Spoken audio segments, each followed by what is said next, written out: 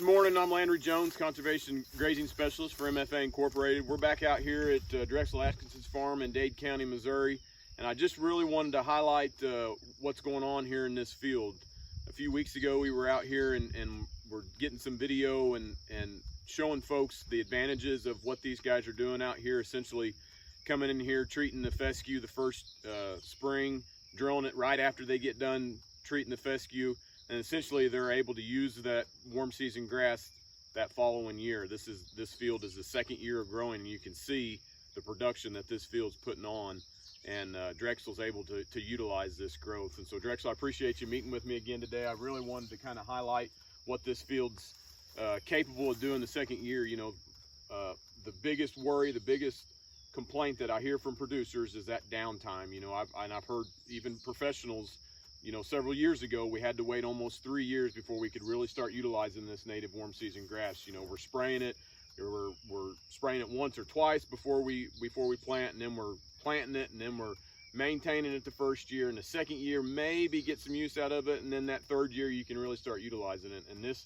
field is a great example of what you guys have kind of been doing here the last few years, of essentially the method that you guys have in place, that you're able to really start utilizing this field and putting calves and cows in this field that second year.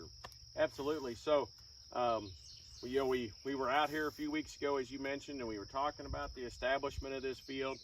But what really, when you look at this field, and what really rings a bell is that we are 13 months almost to the day. We're about 13 months and 2 days from the day I was in here with the drill putting this grass seed in. So that process that we discussed, we came in, you know, we sprayed it, we drilled it, and here we are 13 months later, got 70 head of yearlings in here, grazing this, putting on our hopes are 3 pounds of gain a day. That's what all the research has shown, that grazing these native grasses is capable of doing, even up into 4 pounds, close to 4 pounds in the month of June. So that's really one of the reasons why we did this. I know a lot of producers say, why would I want to go to a perfectly good stand of grass? Why would I want to get rid of that? To, you know, and the expense and whatnot of doing this. But this is the exact reason. You can see some calves there in the background, but this is the reason this grass is actively growing right now.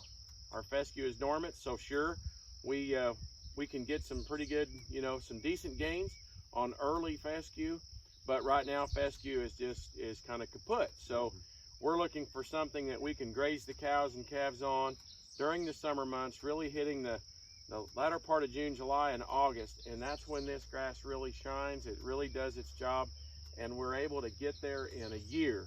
So that is important, because we don't want to have to downsize. We don't want to have to get rid of animals. We want to just get from one vegetation to the next vegetation as quickly as possible. Well, and I think, you know, and another, and you hit on it there, but as well as, and I tell producers that this grass is if anything, it's a great insurance, not only from a drought standpoint and dry weather conditions, but as we know, in the year that we've been in with the COVID-19 and the downturn in the market and things that are going on, if producers like yourself that are fall calving producer have this grass for backup, you can turn them calves on and leave them out here till September. It just gives you more options for those yearling cattle, you know, instead of having to sell them or put them on fescue or supplement them. You know, now you've got this grass as an insurance to kind of back up and do some different things with. So a couple of the real buzzwords right now is resilience and sustainability. And when we look at resilience, trying to be resilient to markets, resilient to weather, resilient to the things that all producers face, this grass is a great insurance policy, because it grows when it's warm.